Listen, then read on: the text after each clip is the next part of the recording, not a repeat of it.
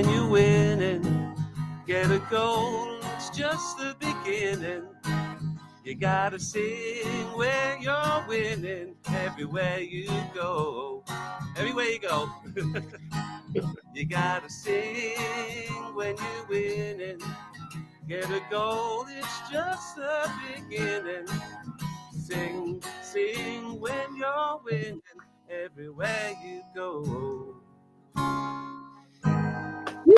Hello and welcome to episode 39 of the Sing When You're Winning, a Fantasy Football League Odyssey podcast featuring distant cousins of podcast royalty and a very special guest this week who we will reveal very shortly. But waiting in line for the podcast throne this week, once again, it's myself, Jamie, we've got Steve and we've got Lee. And this week, everyone to introduce themselves and the name of their team. Today, Friday, the 2nd of May, is apparently we're struggling for content now. We're getting to the end of the season. It's apparently National No Pants Day this Friday, the 2nd Where's of May. Stu? So where is Stu? It's we National all know a Stew certain Day. Sing When You're Winning member who will feel at one with National No Pants Day. But as it's this weekend, it's May the 4th be with you. Star Wars Day. What's your favorite Star Wars film? Simple as that. Oh, easy for me. This Easy. Go on, Lee. Yeah, I got married to my third wife on Star Wars Day in Vegas behind Darth Vader and some stormtroopers and stuff like that. So my favorite Star Wars film is still The Empire Strikes Back. Excellent. Good stuff. So is it your wedding anniversary this weekend then? It is, yeah, and I'm also doing a Star Wars Day stream and all that sort of nonsense. So yeah, I'm literally surrounded by Star Wars things all the time. Wow. Literally. So good. So Good stuff. I was slightly nervous asking you that question, that you might have said, no, that was my third wife and I wanted my 7th or something like that. I was slightly nervous about where that question went. No, I'm all right now. I'm all right. You're all good. You're all good. I didn't even know you were going to do this. Star Wars, haven't we? Started something. You have, yeah. However, I would also say that Rogue One is an absolute brilliant film as well. That's kind of second favourite. Yeah. Good stuff. Good stuff. Steve, are you a bit of a Star Wars fan? Has Lee got a different wife for every Star Wars film? Maybe. Not yet. That is not an ambition either, by the way, Steve. Yeah, there's 9 episodes, isn't there? Yeah, don't do that. Yeah, I love Star Wars as well. I'm that age, so yeah, probably Empire Strikes Back or Return of Jedi, and none of the sort of middle three. Yeah, which were awful. Yeah, I saw Empire. I think Return of the Jedi was the first film I saw at the cinema when I was 4.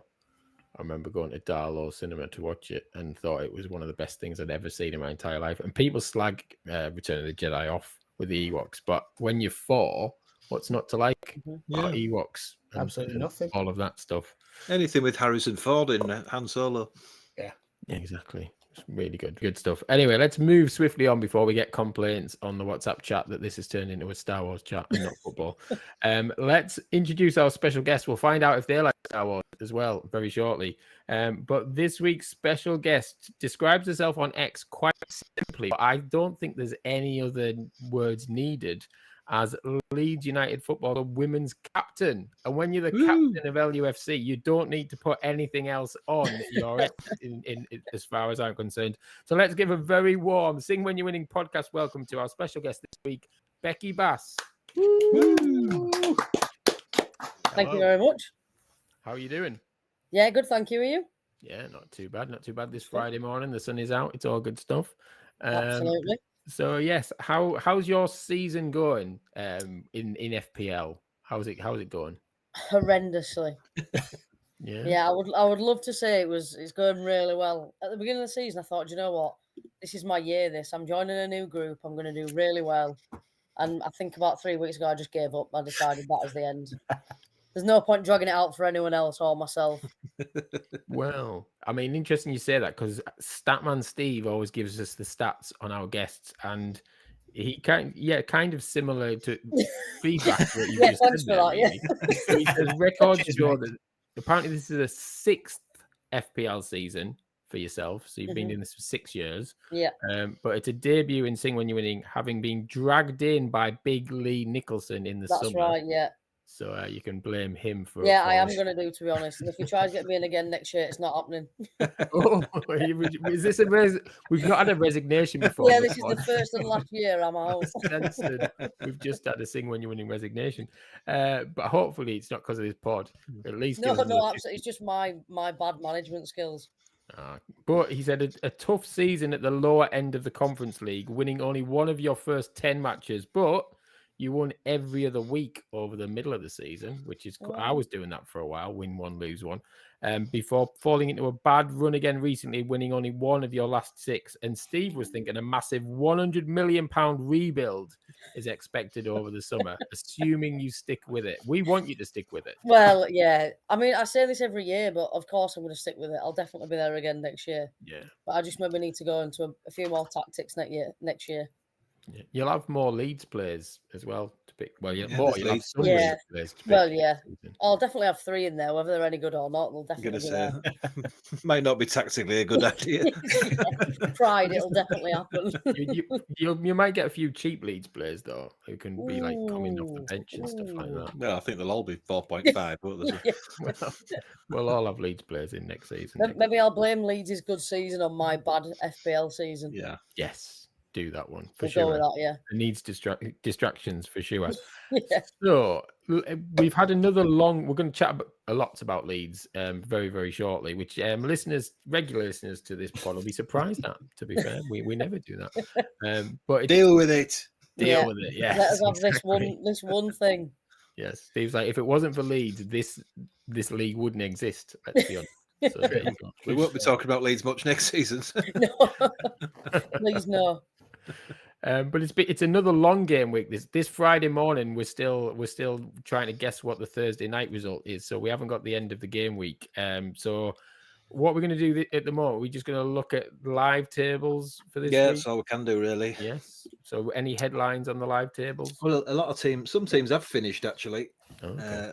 but some have still got 4 or 5 players to play last night or tomorrow night, whatever you want to believe.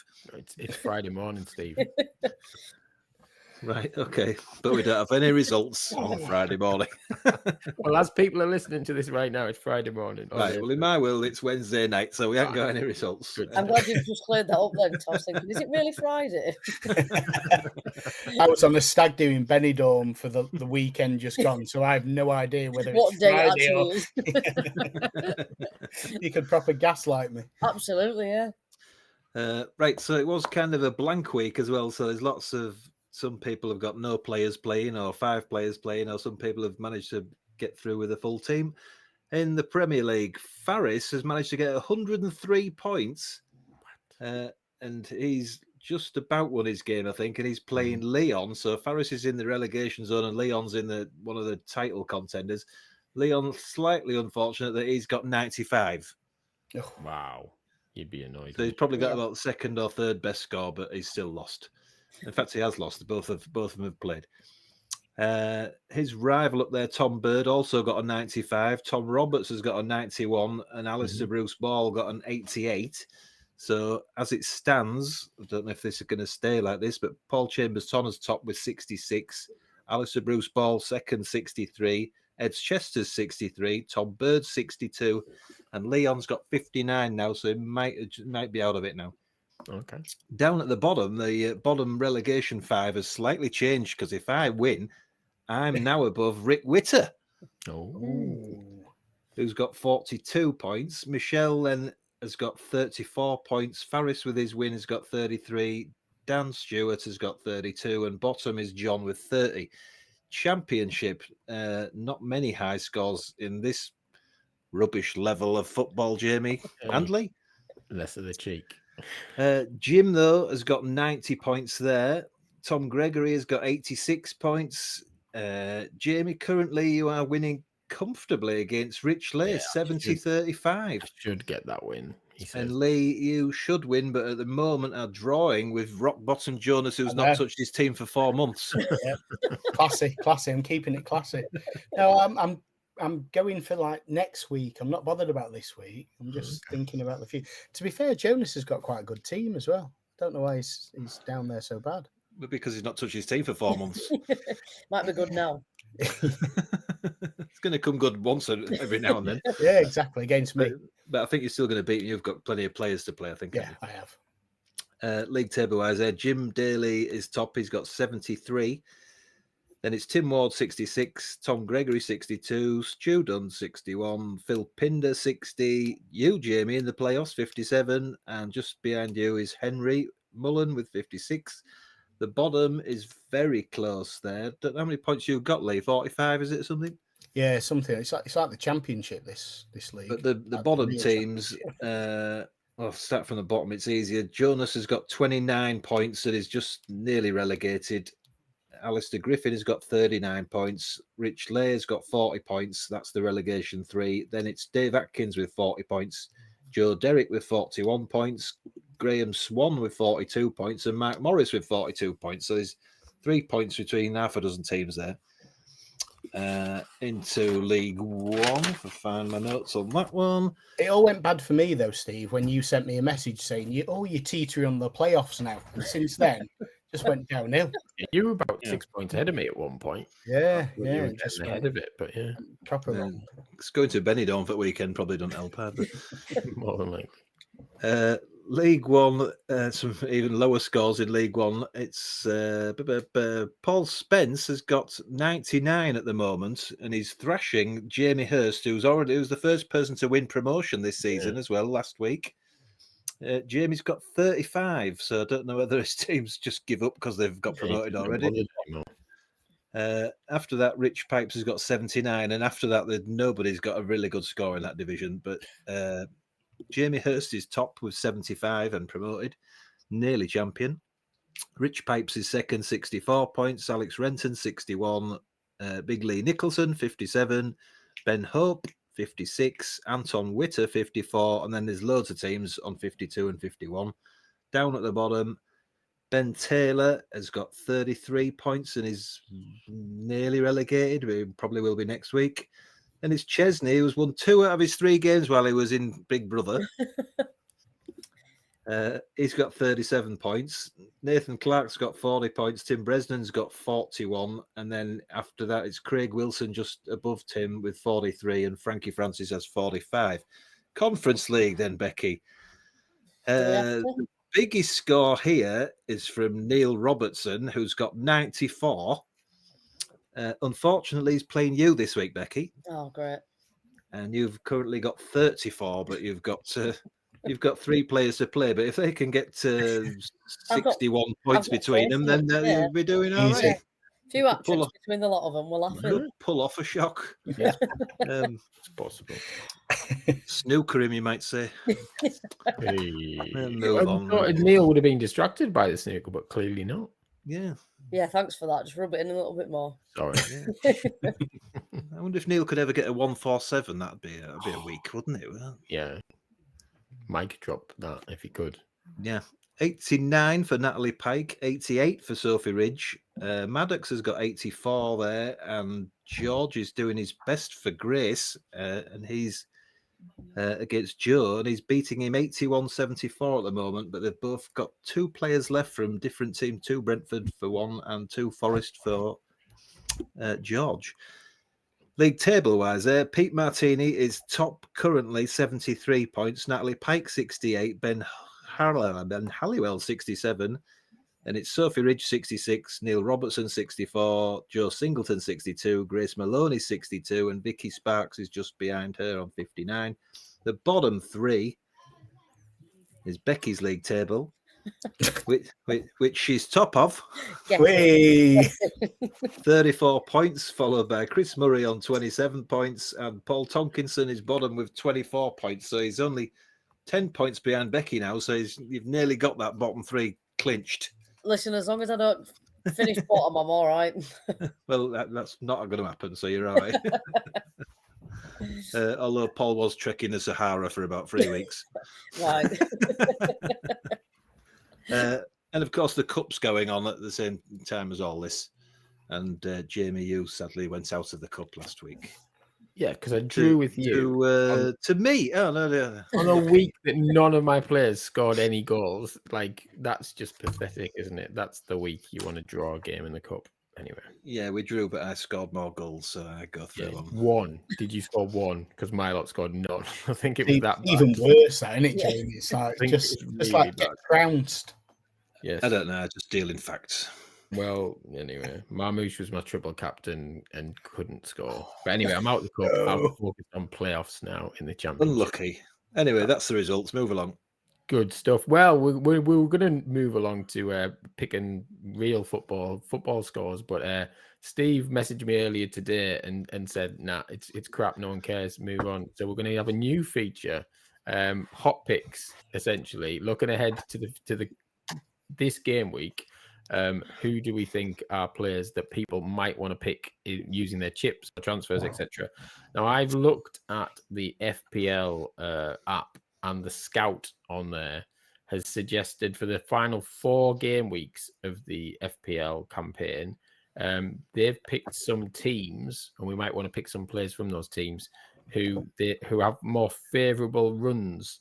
So they've said Nottingham Forest, Brentford, Everton, and Man City have the most favourable games coming up. So they're recommending, if you're going to go for any players, look at Forest, Brentford, Everton, or Man City. And then following that, they're saying possibly look at the likes of Villa, West Ham, Man U, or Spurs. Interestingly, Liverpool and Arsenal don't get a look in there. But yeah, any thoughts on players from those teams, Forest, Brentford, Everton, or Man City? Well, plus some of them are going to have double games as well, aren't they, because of the cup? Yes. So Man City we will won't know until next. They haven't announced that yet, though, have they? No. So you've got to kind of hold on that one, haven't you? Yes. Liverpool have won league, so are they going to rotate a bit, or You'd think they'd use some youngsters, wouldn't you, Liverpool? Yeah. Save it a little bit. I think Mo Salah's got a few scoring records to go for, so he'd probably keep playing. But surely they're going to give a few others a go. And will they give Trent games, even though he's probably going? Yeah. It's one of them. You'd kind of get the. I think you'd get the youth in, wouldn't you? There's probably some bargains to be had towards the end of the season. Add a bit of money to them, don't you? Yeah. Yeah. Or there might be a few players on the edge of getting a medal or something that they need to bump their appearances up. Yeah, 100%. I like Tarkowski at Everton. I think they're doing quite well at the back, I think, at the minute. So I've got Pickford, and then I've got Tarkowski at centre-half. Yeah. Well, since Moyes took over, they've been a different team, haven't they? And yeah, 100%. Interestingly, another Everton player is being scouted. He's Jake O'Brien, worth 5 million, and he's Everton's joint top scoring player since making his first start under Moyes in game week 22. And he's only in 0.5% of squads. So no one's but he's I did have him before the sort of chip season we've gone through, so he did get me a couple of goals, so he was all right. They're saying he's one of the best defenders to have in it for Everton anyway. Oh, really? So, but yes, so he's a bit of a bargain if someone was looking for that. But you've got to look at whoever's playing Leicester and Southampton, really, haven't you? Because they're just useless. Yeah, you would think their seasons are completely over, aren't they? Let's be honest. Yeah. Or even Ipswich now might also try and blood a few for next season because half of their players are on loan, aren't they? So they'll be. Yeah. Are Leicester playing Southampton this weekend? Yeah, I think so. Let me just check the fixtures. Yeah, Leicester, Southampton this week. Yeah, and Ipswich. You've got to think for like Leicester and Southampton, any players that have got potential value for a move. You know, I'm thinking like Dibbling from Southampton. You think they'd be playing them? You know, trying to get a little bit more. Yeah, just a little bit more. I just think that's a game. Who wants? If you were a Leicester or Southampton fan, would you want a ticket to that game? Really, like to go and watch loads of kids and try to get a sell on or get a move. I mean, I don't know whether they try and give Vardy a decent send off on Saturday, possibly, but there's rumour that he's Vardy going to go. Well, he's going to go to Wolves. Oh, really? Is that where talks at? That's what I was reading this morning. Not Friday morning, by the way. It all changed. He could have signed for West Brom by Thursday night. I saw Wrexham were mentioned, but that seemed like a sort of ideal for him. Yeah, that's all Yeah, right. that seems like a good club for him, doesn't it? To be fair. I think his wife would be all over that, wouldn't she? Bit Oh, of aye. Well, bit of perfect glamour. TV reality, and then Yeah. he'd certainly bang in plenty of goals for Wrexham if he was to get that, wasn't he? But yeah, I was What a reading. time they're having though, Wrexham. I know. Yeah, I'm looking forward to next season. surely they'll hit a ceiling in the Championship. It's all right coming through all lower divisions. Yeah, you've got to do, aren't you? You have to spend I a lot of still money think in they'll be- Championship. I think they'll be top Yeah. half of the Championship, though. I think Yeah, definitely. But and Wrexham. it's that hard, isn't it? Yeah. Well, I'll see when at least Borough will get on TV, like on the Disney thing. Won't it? They'll be on a documentary next year. So that's one good reason for staying in the Championship next year. Anyway, talking about the Championship, let's move on. We're going to talk about Leeds United now, Becky. Obvious question that I ask everybody, but might be a bit obvious for you. Why do you support Leeds United? Oh, my dad. Yeah. Up until this year, I used to say I had to blame my dad, but obviously now I'm all right with it. Yeah, from Leeds, my whole family are Leeds fans, and then I had an older brother who just used to volley a football at me when I was about 3 years old. So that was I wasn't one of those kids who was wearing nice dresses, going to parties and stuff. I had my full Leeds strip on, Nice. and my shin pads and trainers, so I looked like an absolute doylem at like 3-year-old. But I liked it. It's all right. Yeah, well, exactly. There's not many people can say that they're captain of Leeds United football. No, club. that's it. Yeah, and obviously, like my dad and my family are like absolutely buzzing when I first told them because they're all like massive Leeds fans. So, and for me as well, like being a fan and travelled everywhere with them, it's like the best feeling in the world to be the captain. So, absolutely. So, what I always say, what are the highs and lows of supporting Leeds? But what are the highs and lows of playing for Leeds? I guess I will ask a different question for you on this. That my high's got to be captain. I signed for Leeds when I was like 4, so I'd been there for years. And then when I was about 18, it was when Bates was involved and he'd kind of like took all the funding from the women's side. So I got offered a professional contract elsewhere. So I was 18 and I wanted to go. So I went and played for Sunderland for a couple of years and then went abroad. And then came back home and signed for your mighty Borough. But then when I got the phone call to say obviously Leeds were interested, I was like, I can't like possibly turn it down. And then after season 1, the manager was like, right, the players have picked and they want you to be the captain. So for me, that was without playing a minute, that was my like highest moment possible. And I think for anyone it is like being a captain of any team, but obviously like I say, the team that I've supported growing up and my whole family have supported around it. So that was definitely the high for me. Lows, just losing any game of football. I'm such a bad loser. Whether it's like a training session and we're having like a game against the reserves, like I hate it. But I had quite a bad injury about 2.5 years ago.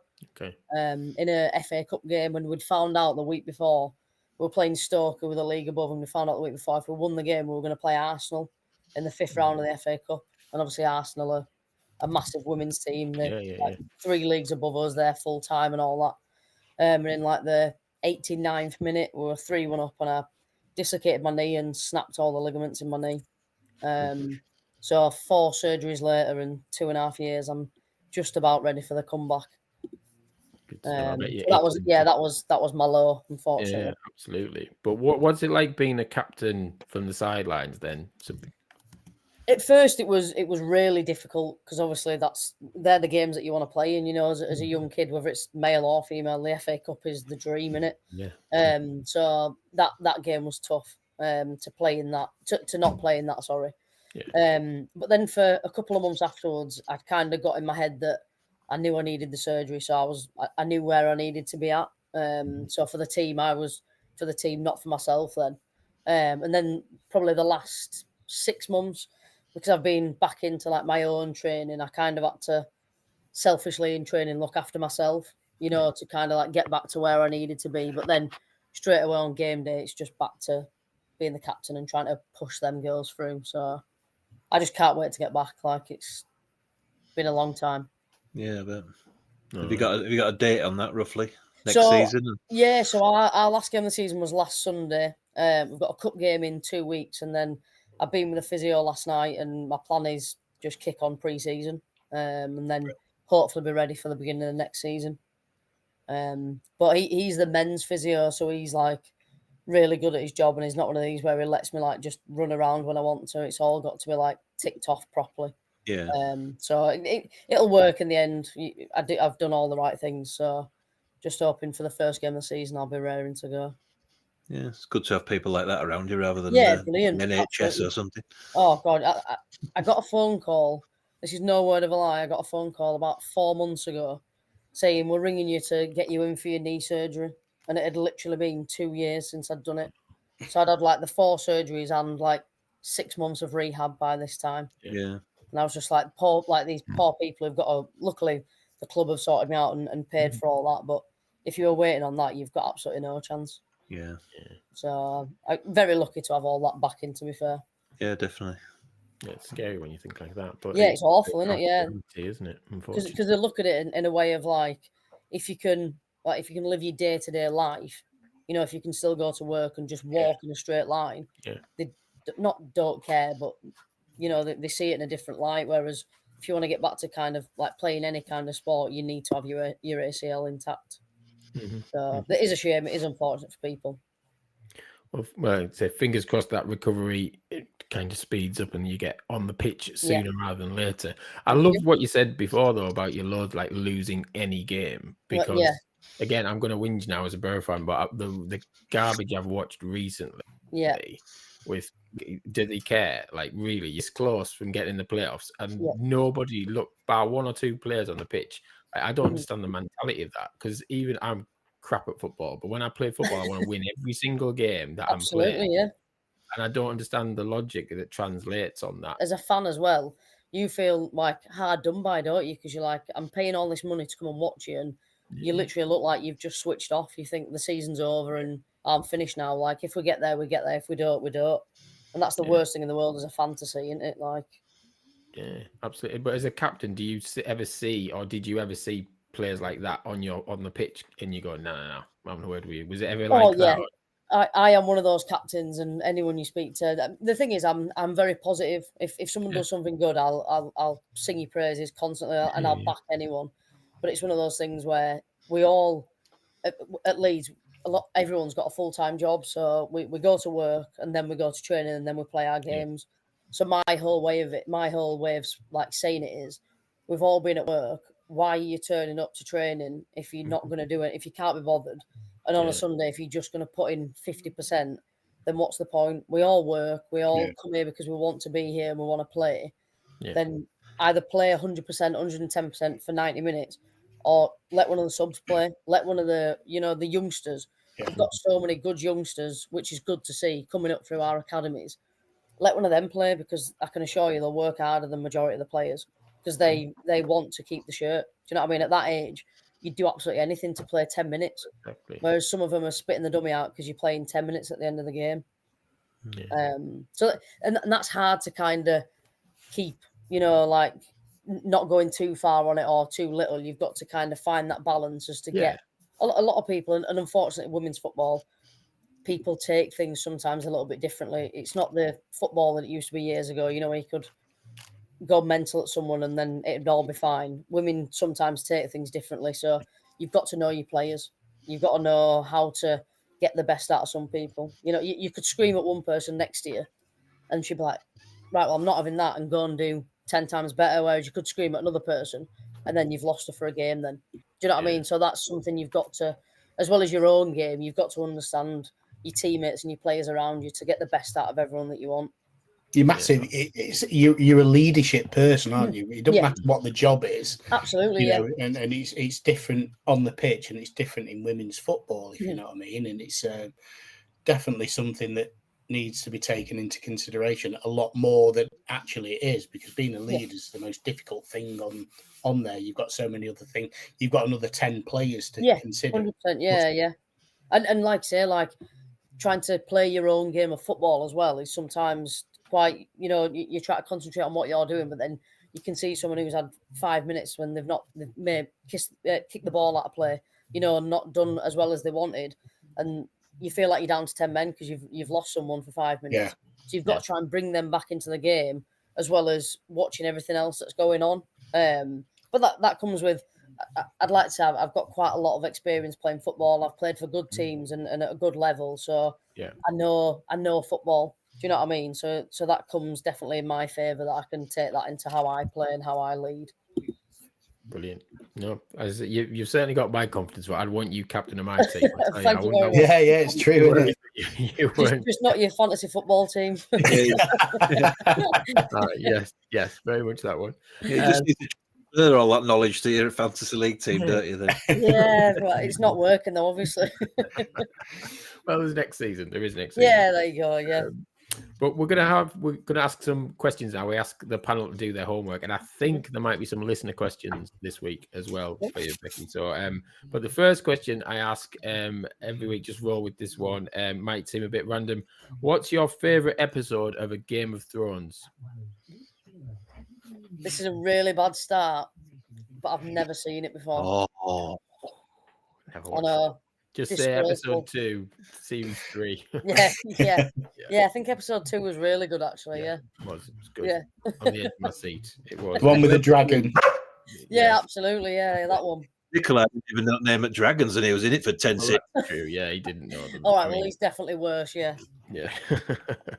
And then next question from me. Yeah, what was it like when you played for Middlesbrough then? Were you in and around Rockcliffe then? Did you train much with the male No, we team as weren't, well, or no. how was that set up? No, so when I was at Middlesbrough, we trained in Acklem, Oh, and then we played our games at Billingham, which was a really nice stadium, to be it's fair. a good, yeah. And they were kind of in talks to get the men involved. The thing with women's football is not all men's teams, are affiliated with the women's teams. exactly. I think they're trying a lot more now because obviously women's football is getting a lot bigger. But at Middlesbrough, when I was there, certainly we weren't. We didn't really have anything to do with the men. But our chairman was trying, like I said, to get meetings and arrange, to try, kind of get us on the books there. Yeah. But then when I signed for Leeds, and then last season, the chairman Ben, who I've known from obviously when I played there, he asked me to go back to Middlesbrough, and I went round to see him, and he was at Rockcliffe Hall, and he showed me everything they've got there and all of that stuff. And what they've got now is brilliant. They're really the men back them a lot. They played at the Riverside a couple of times this season. And they've just got promoted on the title, didn't they? Yeah, that's right. Yeah, so really good for them. Obviously, everyone with the club, and the men have really backed them, like I say. So that's nice to see that it finally has happened because they deserve to be there. They really No, do. absolutely. I've obviously been following them getting promoted recently. They've had a lot of exposure, so I wasn't sure. But I guess probably what escalated things, was when England won the Euros. That's right. Yeah, 100%. Suddenly, the demand, and I guess cynically, from a business point of view, these Of owners course, went, "Oh, actually, there's money to be made here. Let's It's a good invest." idea. This, definitely, yeah. But I think it's as I say, it can only be a good thing because it's a generational thing, isn't it? It's Of course, people's viewing habits are changing and all of that stuff. So you can definitely see. I mean, the fact that the North London derby can sell out the Emirates, for example, is just phenomenal. It's just amazing, isn't it? Yeah, and for me, some people look at it, and I get it to some extent. Some female footballers who were around maybe 10 years ago look at it and they're like, oh, well, we've never had that. We never got looked after like this. Where it was for me, I look at it and think I'm so happy and excited for the next generation to come up. As a kid, my whole dream when I grew up was I want to be a professional footballer. That is all I wanted. And when I was younger, my mum and dad used to say to me, unfortunately, it's probably not going to happen. So you need something to fall back on. Luckily, I got the opportunity and I did that and I loved it. But it was still quite hard work. It wasn't as easy as it probably is now. But I say to a lot of kids, when I go and do these appearance things, I say to them they're in such a good position. If you want to be a professional footballer, that is what you can be. And that's so nice for me looking on now, saying these kids can actually say that is their dream and they can actually do it if that's something that they want. Because what more could you want as a kid, male or female? If that's your dream, that's all you want to be. Absolutely. So that's nice for me to be able to see kids going on and doing that. Brilliant stuff. Thank you for that. So Lee, you always do your homework. Have you got a question? You got a question or two for Becky? I do. It kind of leads on from yours. Back in the Euros, I was living in Atherton, where Ella Toon was from, drinking in her local and watching her score that goal. Yeah. Like proper got wrapped into it. Yeah. And Lee was like the Wigan Borough was like wrapped up in the Euros. Yeah. It's one of the few places that got involved in women's football and that type of stuff. And I always think, you know, like do the clubs nowadays, or do the people involved think, well, you weren't bothered then. Why should we give you that? You know, why should we play a final now? Yeah, that's That's one thing. But also, since following that, I've become obsessed with like ACL injuries because I've got my own, and I think the ACL injuries in women's football, like 6 times more likely or something like that. Yeah. FIFA have just announced that they're going to do some investigation into it, and these studies from back in 1999 from American universities saying, well, it's going to happen, sort of thing. Yeah. So if you had all the money in the world and all the access to everything in the world, what would you do about like the ACL injuries in women's football? What do you think would help? So there's been so many questions about like why, and the only one that I've ever heard that kind of makes sense to me is obviously females have got wider hips for childbirth, and that's you know, fact. So with that, apparently it puts more strain on the ACL on your knees, you know, the outside ligament. So that's why they're more common to do it.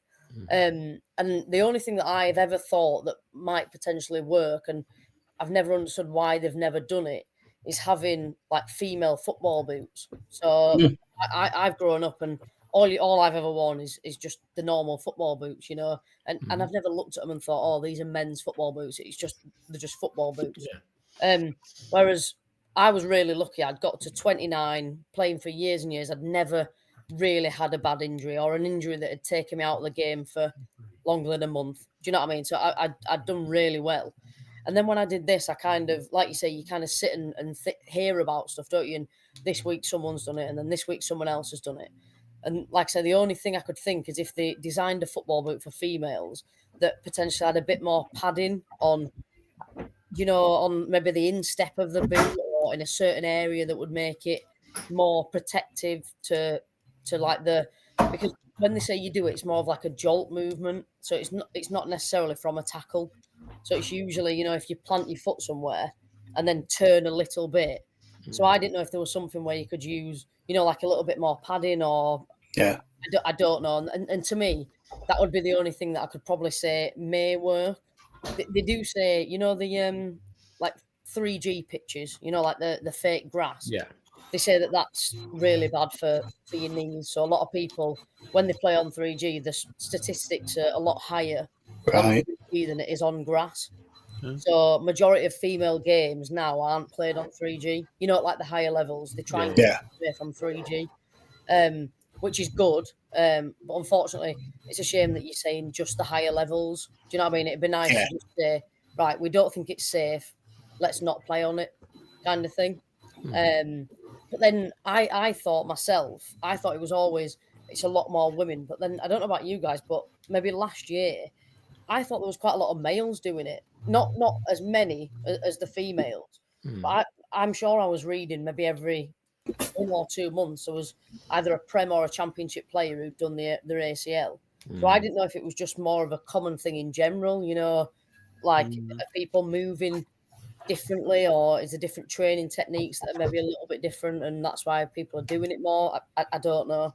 Yeah, I think for me as well, like being a Spurs fan, there was the expectation that there was going to be more injuries because of the way Postecoglou, you know, plays his team. 100%, yeah. But I do think that there just seems to be a shift at the minute. Like you mentioned the football boot thing. I think that's coming because there's more like predominant female footballers now.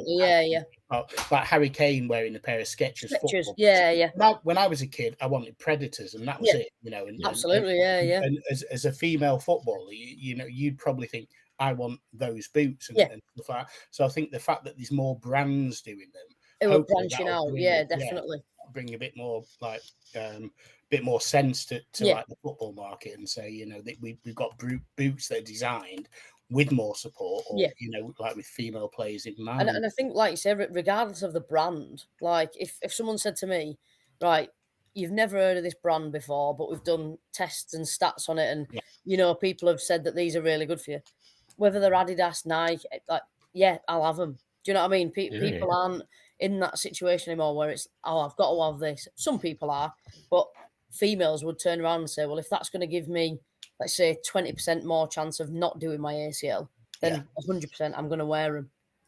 But I don't know, would they work? You don't know, do you? It's one of those things where it's trial and error, isn't it? But I suppose people would give it a go because people are doing it anyway. Yeah. If that makes sense.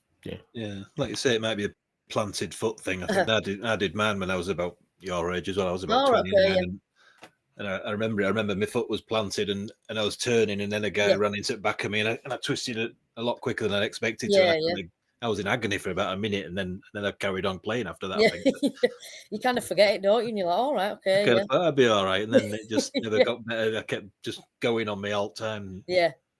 And I think eventually doctors told me I just needed an arthroscopy, and then when I went NHS, and I eventually got to the hospital, and the actual surgeon did the same sort of flexes on my knee, and he said, "Oh, it's not your arthroscopy. You've done your ACL." And oh, right, okay, yeah. I thought, brilliant. Did it take ages for your surgery, or was it? No, because I went private at the time. Right, okay, yeah. Quite lucky because I think they deal with their work or something, so I got it quick and it was all right. So. Yeah. Did for me. I'm still on a waiting list for my the chronic tear in my ACL. That's obviously not that chronic because I can get to work and stuff. Well, that's it. Yeah, that's what I mean. Yeah. That was terrible. Man, I used to go, I'd just be at work and it'd just go into spasm, and it'd just be like absolute. I'm like, And it just gives like way, doesn't it? And like you a just really bad cramp in your knee. Yeah. Thinking, how on earth's that just happened? Yeah, that's a nightmare. And like I say, with Leeds paying for mine, I feel really lucky. If there's one thing I try and say to females nowadays, or even, you know, male footballers who are playing at like lower league levels, after I did mine, a guy messaged me on Twitter and just said, look, we do this like health insurance. So I think you pay like £20 a month. And if you have like a serious injury that gets you out of work, or, you know, that makes you not be able to do anything for a couple of months, they pay for your surgery, and they pay for like a percentage of your wage, you know, what you'd actually be losing. And I've kind of said to all the girls and any of my friends that play, if your club isn't really backing you as much as you'd like, please do that, because if you don't, you might be waiting, like say, years, however long it is. And some people, I wouldn't have been able to afford, you know, to pay 4 surgeries at £9,000 a pop. Like you don't have that, do you? So I try and push everyone now to say, I know you don't ever want to think that you're going to get injured, but unfortunately, when that day does happen, you sit and think, well, I wish I would have just paid that £15 a month, or, you know, I wish I would have just had that extra bit of support there to kind of help you and put your mind at ease when you do. If you do it, you think, all right, I don't need to worry about this injury and my whole life as well, if that makes sense. Hopefully the awareness of the women's game and the fact that there's more like women involved now and everything that should be part of the club's natural 100%. Yeah, and you'd like to think so. Yeah. If we're investing in like women's sport, then surely we should be investing in their, you know, their health as well. You'd like to think, definitely. Yeah, you'd like to think so. Good stuff. Thank you for that. Steve, have you got a question, or have you got some listener questions? I do have some listener questions, although we might have covered a lot of it, but this one is from Big Lee. And Lee's touching on your injury as well. He's saying you've had a torrid time with your real bad injury. And he'd like to know, how do you manage to remain positive over that period of time? I'd love to be totally honest and say I've been positive throughout the whole thing. And for probably, I'd maybe say 2 years out of the 2.5 years, I have been. And I think that's just my personality. I'm a positive person. You've got to just take every day as it comes. And I'm quite lucky in the fact of, I said before, I've played at a decent level. I've played football for a living, and I've enjoyed that. And I've lived abroad and played football. I've represented my country. I've done all of those things. So I've got to look at it in the fact of, like, some people never get that opportunity. You know, some people are born and they would never get the chance to walk, never mind play football.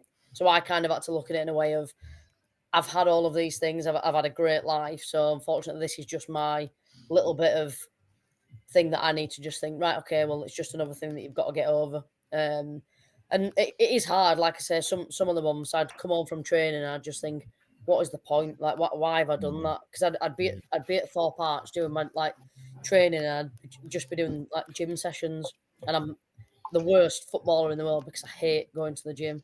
I hate doing any fitness, anything like that. So for like a year, all I was doing was just doing a strength and conditioning program, and I just couldn't at all see the light at the end of the tunnel, you know, because it was like I was getting to a point where I thought I was doing all right. Then they were like, right, you need to have another surgery. So it just felt like it was constant. And I think before I had this fourth surgery, I'd said, look, I'm done. I'm retiring. That's the end of it. And the physio there said, right, let's just try this surgery. We'll take the screw out. If the pain goes away, we'll give it a go. So I said, if it doesn't go away after a couple of weeks, and lo and behold, the pain went away. So he was rubbing it in my face afterwards. You know, I told you so. I told you it'd happen. But like I say, nobody can sit and tell you that it's absolutely fine the whole way through. I've got a great like family, friends, support network. So you've just got to take that when you need it. Because some people don't want to get upset and act like it bothers them, but it's a big thing. You know, like football's my life, so to lose that for a long time, you have to lean on people and you have to kind of take that in and just let people be there for you and help you out. But then you've also, like I said, like you're the captain, so you've also got to look at and I think that keeps you busy. That kept me busy, you know, trying to be there. And the coaches were great at Leeds because they were kind of saying, right, well, you go and do the warm-up. You like take the warm-up of the girls for match day, and then in the dressing room at half-time, like you take the defenders and go and have a chat with them. So I was really kept in like that with it. So that was great. That kept me sane, I would have said. You know, so I wasn't just completely missing out. Yeah, that's good. Next question then comes from Steve Wybrandt. He's in League One, and I believe you might know Steve's daughter. Who's that? Maisie Wybrandt. Oh, I do. Yes, that's right. And when you joined the league last year, Steve messaged me to say, "Oh, Maisie said she's really nice." Well, hopefully you all agree now. So Maisie's got a couple of questions for you. And she says, ask her about growing up playing football and not always being in the Leeds Academy. I think she played for Borough or Forest. It was definitely a team that played in red. Well, she's right there. Yeah, definitely. And her other question was it awkward having a girlfriend in the same team? It was, yeah, to that second one. Even worse when we split up, yeah. Yes, I did. Like I said, I played for Leeds, and then when there was no money, I kind of went elsewhere. But I think for me, playing for any team, like I'm Leeds through and through, and everybody knows that. But whether I put on a Leeds shirt, a Borough shirt, a Sunderland shirt, whoever I'm playing for, they're my team, and I wear my heart on my sleeve for anyone. So wherever I was playing as if they were my team because that's how I play football. On a Saturday, obviously, I was always cheering Leeds, and I was never cheering Borough or Sunderland on, unfortunately. Well, you don't change your team though, do no, you? of course you don't. Yeah. And like I said before, as soon as Leeds came back and were like, we want you to come back, it was the easiest decision in the world. As a fan, you're not turning that down. No. And yeah, I wouldn't advise getting with someone in your team. I'll leave that one there. It's a bit awkward when you're celebrating a goal and you've split Yeah, absolutely. Yeah, from the other side, you're like, oh, yeah, well done. Well done. So me, I thought Leeds ladies quite unlucky because, like you said earlier, Ken Bates pulled the funding, and then Chelino pulled it just as they were about to sort of get in the WSL. Absolutely, yeah. So that was annoying. Do you know what Leeds' ambitions are for getting in the WSL? Is there a route for them there? I think definitely the plans are in place. And I'm not daft to know Leeds United. Their aim is to get the men in the Premier League, and as a fan, that is all I want. And that's what every fan wants. So I kind of can understand it. And I've spoke to Adam Underwood at the club, and he's kind of said, our aim is to get the men in the Premier League. We want to be a solid team in the Premier League. We don't want any of this, winning promotion, then coming back down and the yo-yo effect of up and down the leagues. But he said, obviously, the men getting in the Prem, our focus on now is them staying there and then getting the women to the top level that there is. In women's football, there's a lot of criteria that's got to be met, and that all comes from the backing from the men. And I believe in the fact that when that opportunity comes, the backing will definitely be there from the men. And they know that now. We do get a lot of our own fan base. We get a lot of support when we've played at Ellen Road and stuff. And there's a lot of people who do check up on us and, see how we're doing. And I think the club know that now. So the club know that they need to just keep promoting that and pushing it forward. But we've also got to do it on the pitch. I can't expect the club to be saying, right, we'll give you this amount of money to put towards all of these, but then we're playing some team in the league below in a cup game and losing. Do you know what I mean? So you've got to have that self-pride in the fact of we need to do the business on the pitch and they need to do the business behind the closed doors kind of thing. And other people look at it, when you play for Leeds United, you should be in the top league, and I get that, and that's fine, but you can't just say, we play for Leeds United, so you've come from this league and we're going to take you to the top one straight away, because that's not fair in football. You won't like it if it was in the men's game, so why should it be in the women's game? So like I said, that's on us. That onus is on us and the club. Obviously, they need to find the correct coaching staff and players and bring people in to do that. But then, like I said, that's where we need to kick on and start the season. We need to get promoted. We need to be out of this league. And that's the aim every year kind of thing. Yeah. So what you've touched on with being the captain, obviously, and a leader, and then you've been injured, so you've been taking coaching and stuff like that. Have you got any ambitions to be a manager when your career ends? I never really wanted to be honest, just because I never really liked managers when I was growing up, just because they always used to shout at me because I didn't listen. But I've grown now, so I do listen a little bit more.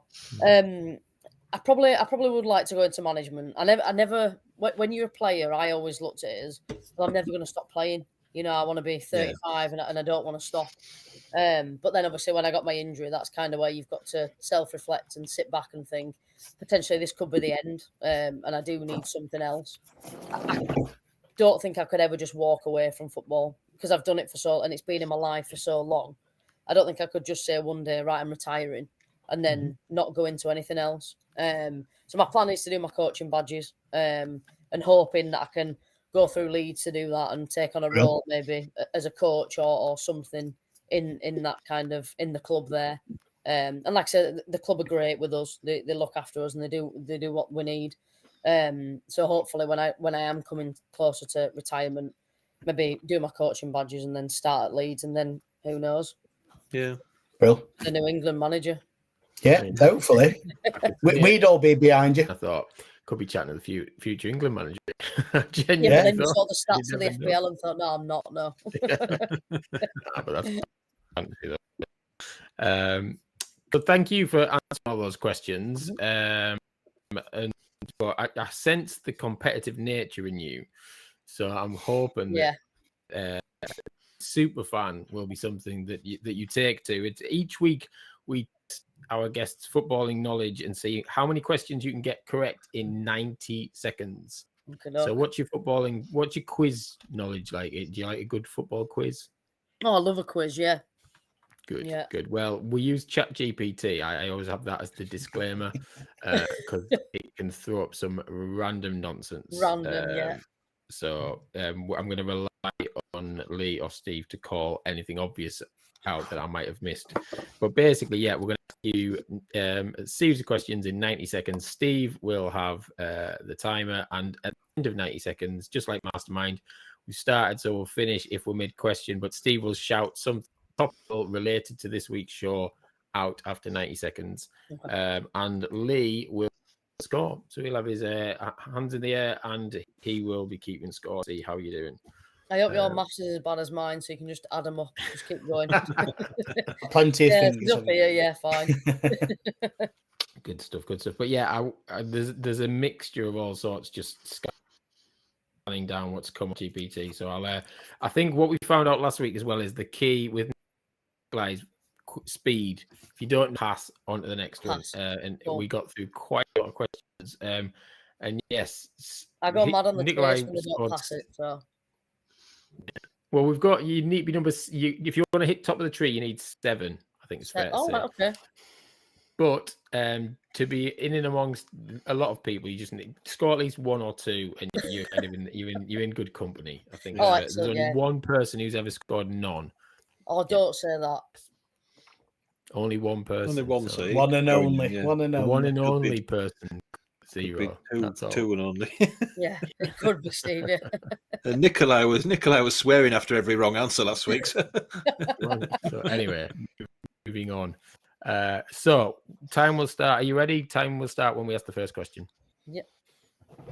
Cool. Who holds the record for the most Premier League appearances? Gareth Barry. It is Gareth Barry. In which year did the Premier League reduced the number of teams from 22 to 20? 2004. It was 1995, believe it or not. Which country hosted the 2002 World Cup alongside Japan? Pass. It was South Korea. Who is the only player to have scored in 3 different UEFA Champions League finals? Messi. It's Ronaldo. Which club won the UEFA Europa League 3 consecutive times, 2014 to 2016? Fenerbahce. It was Sevilla. Which club is known as the Old Lady? Pass. Juventus. Which player the Divino? Ibrahimovic. Roberto Baggio. Which stadium is known as the Theatre of Dreams? Man United. Yes. Well, yeah, Old Trafford will give you that. Who scored the only goal in the 2013 F final? Pass. Ben Watson for Wigan. Who did Harry Kane score his first Tottenham goal against? Arsenal. That was Shamrock Rovers, apparently. And who has scored the most goals in World Cup competitions? Enioluco. Put me right off.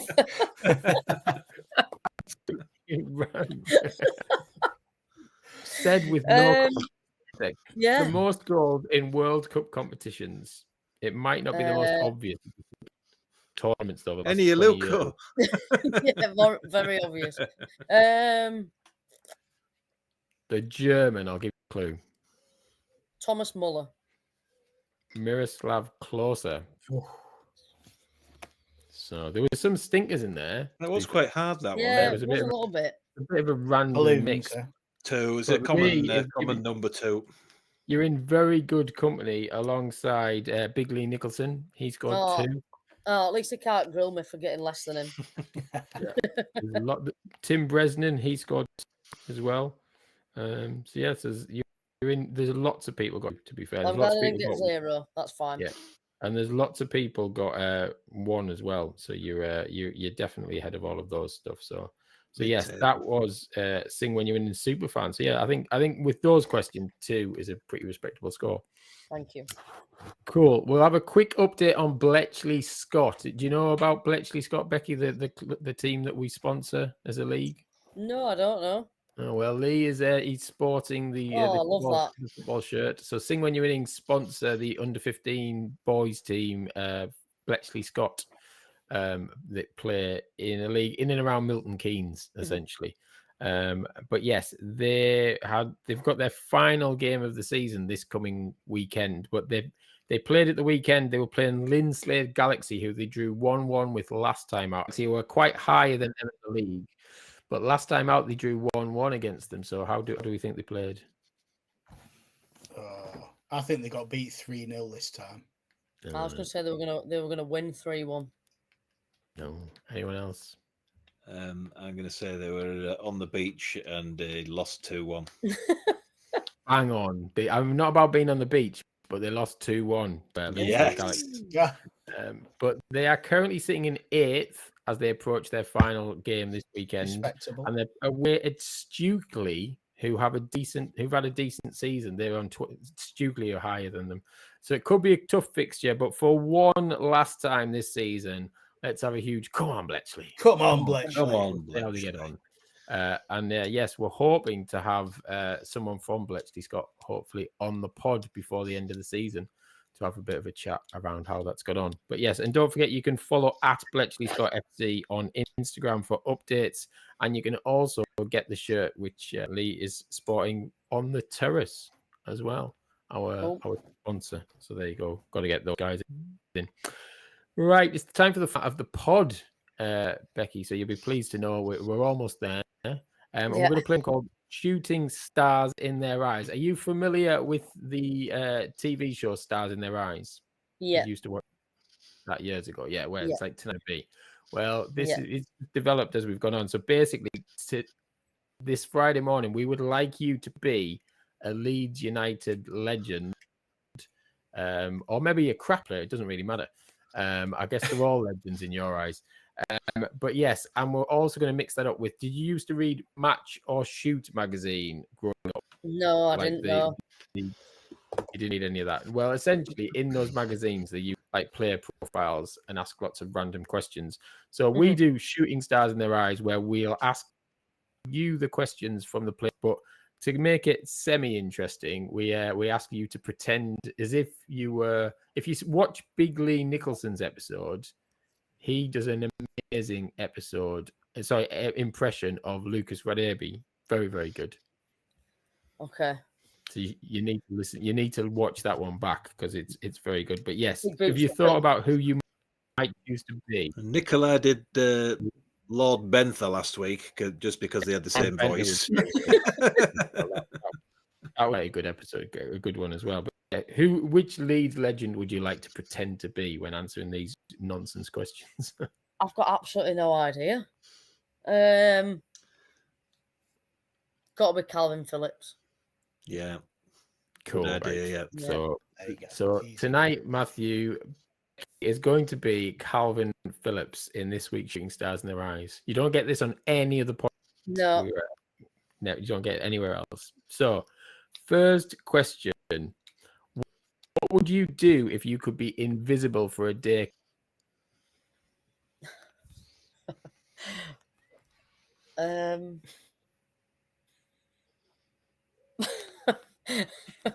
Probably just go shopping. Yeah. So no one would like If you're invisible. bother you and ask like for photos and stuff.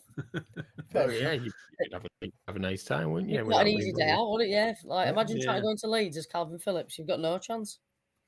I've seen him a That few is times true. around Leeds. That He is wears true. some questionable clothes, so maybe being invisible might help. Yeah, maybe some more shopping to get some good ones.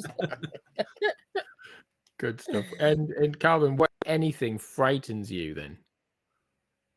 Pigeons. Any reason? Just vile. They're just vile. Very, very good. Pigeons aren't vile. They used to be household pets years Nah. and years ago. Oh, Someone could square up to me on a football pitch and I would be absolutely fine, but a pigeon comes anywhere near me, I'm out. I'm done. is that Calvin saying that? I bet Calvin or Becky, Calvin's afraid of whichever one. pigeons. Fair play, fair play. Good stuff. So, Calvin, if you were on Mastermind, what would your list subject be? Tattoos. Tattoos, yeah, good one. Who's your favorite cartoon character? Sully off Mike Wazowski. Off Monsters Inc. Off Monsters Inc. Yeah. Good one. Who are your favorite pop stars? I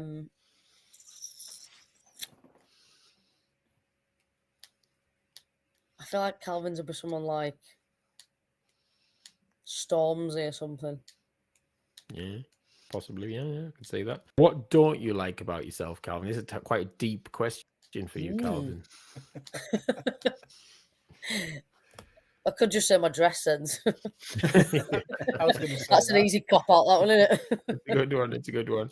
And the final question we ask everybody: what was the first car you bought, and how much did it cost? What would Calvin have driven? What would his first car have been? Nissan Micra. Yes. 500 quid. 500 quid. A few Good dints stuff. in the back, but it's just a little run around. Yeah. Get you to training and back Yeah. until you sign a big contract. Yeah, and then you can upgrade from a Micra to a Rangy. You're laughing. Yeah, exactly.